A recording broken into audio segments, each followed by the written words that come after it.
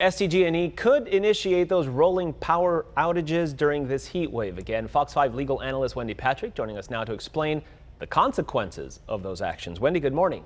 Good morning, Raul. Well, obviously it's been hot the last week. It's still hot. No disruptions in the past. Why now rolling blackouts in San Diego? Raul, that's the big question that everybody is asking. You know, it was lights out over the weekend, but what we were also kept in the dark about was the reason. Because remember, these were unplanned. It's one thing to say, look, we're having a terrible heat wave. People are at home because of COVID. There's more electricity being used. So we're going to plan because we predict that we're going to need extra energy. But that's not the way it happened. So you have finger pointing going on. That's one thing we're not being left in the dark about, is who everybody thinks is responsible. So was it a failure to plan or a failure to prepare? So it's one of those things that as the governor and others began to ask more questions about how could this have happened and how can we make sure it doesn't happen again. Remember, Raul, it's been almost 20 years since California had rolling blackouts. We're probably going to be shedding some light, pardon all the puns, on exactly what went wrong here that plunged us into darkness unexpectedly, which is the problem over the weekend. I think a lot of people, when they turned off the lights and turned off the power, said, come on, what next? You can't do this. And then you hear the governor signing in this the emergency proclamation to free up the energy capacity. And then people, wait a minute, we had energy capacity that we could have freed up before. Is that what we're talking about here? Why did they do that before?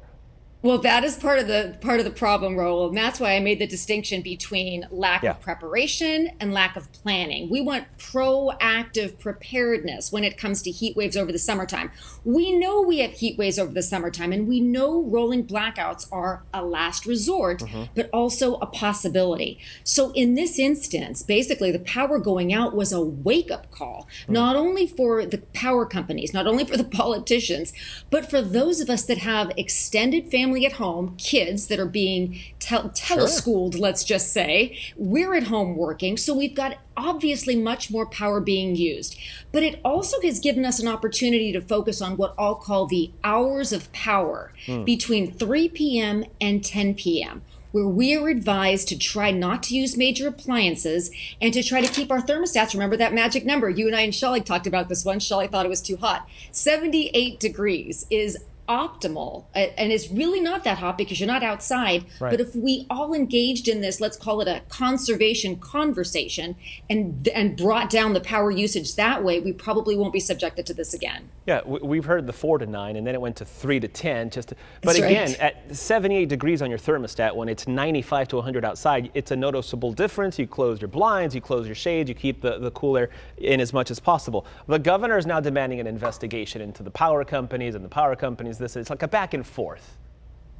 That's right. And that back and forth, and I know it's frustrating for people that have been impacted, not just those that rely on home medical devices, for example, and didn't have an emergency generator, not just businesses that finally were able to reopen and now they have to close because they rely on a certain temperature to keep their food safe.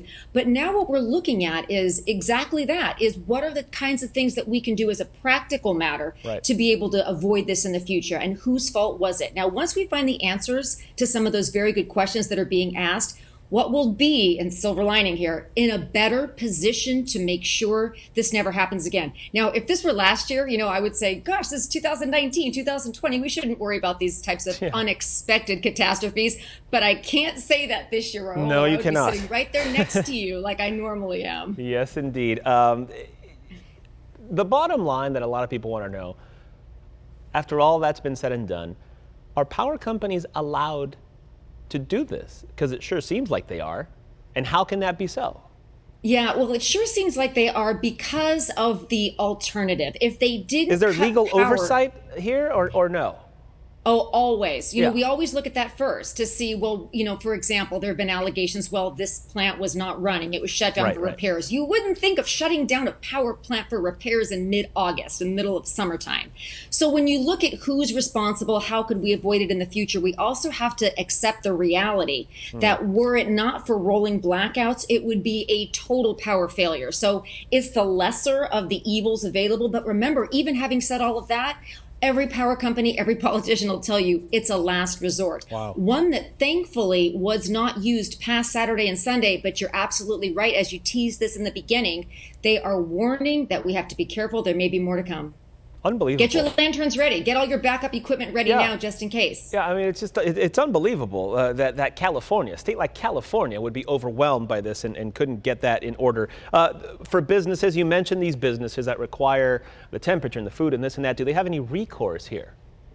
Well, whether they have any recourse is a tricky question, because you have to first figure out what happened and was it foreseeable and is somebody to blame. Remember, they certainly can prove damages, but then they have to prove the rest of the elements if they're going to file a lawsuit. So part of what the governor's, let's call it an investigation at this point, that's all he has said, what that uncovers may very well lead to litigation, as it always does. But more importantly than that, it may also lead to ways in which businesses and people at home that don't have backup equipment can protect themselves for another unforeseeable event. Because that was really key here, Raul. It's one thing to do what they finally did on Saturday, is give you a schedule of planned outages so you could prepare. It's quite another thing to plunge you into darkness when you have no notice it's coming. Why in this day and age didn't we know it was coming? That would be the basis for maybe some litigation, but we don't know enough answers yet. I'm sure they'll be forthcoming as the finger pointing stops and we actually are able to assess a certain amount of responsibility. 2020 has given us more questions and less answers than any year I can remember. A lot of people were even asking, well, how did they pick and choose who gets the power outages? I'm assuming the coastal, because it was cooler on the coast than it was inland. You're not going to turn off the power in the desert, obviously, when it's 105. Well, and you also note that some cities have independent sources of power, like Los Angeles. So there are so many different factors and moving parts that go into this analysis. You know, thank God the power wasn't out for more than an hour in some places, 2 hours in others. But at the very least, it looks like they at least took immediate steps to mitigate the damage. Okay. Whew. Wendy Patrick. Always something. Oh, boy. Ain't that the truth, huh? Thank you so much, as always. We appreciate it. Thanks, Raul.